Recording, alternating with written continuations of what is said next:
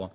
La visite demain en France de Vladimir Poutine, il participera à un mini-sommet européen et cela dans un contexte agité, de la Tchétchénie à l'affaire Youkos en passant par le contrôle des médias. La démocratie régresse, l'image du chef du Kremlin se trouble, mais il faut savoir qu'il est très largement soutenu dans son pays. À Moscou, Anne Poncinet, Xavier Luizet.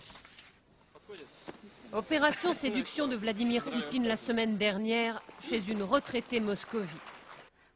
Chaque fois que je vous vois à la télé, dit-elle, je prie Dieu qu'il vous donne plus d'intelligence. J'en ai pas assez, alors rigole le président.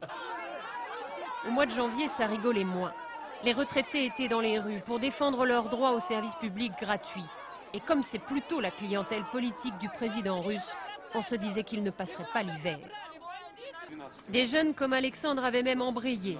Indigné par le silence d'une télévision aux ordres, il avait créé un site pour relayer la colère des retraités. Mais aujourd'hui, il est bien seul avec ses idées de démocratie et de presse libre. Les retraites ont été augmentées, les vieux sont rentrés chez eux.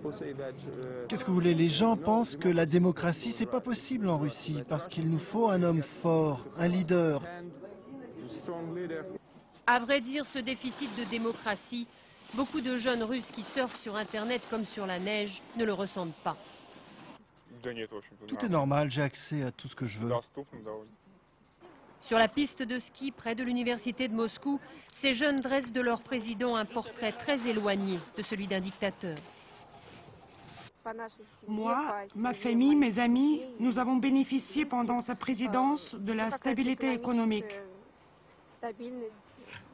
5 ans d'exercice du pouvoir ont peu à peu érodé la popularité de Vladimir Poutine, mais c'est encore aujourd'hui à lui que les Russes font le plus confiance.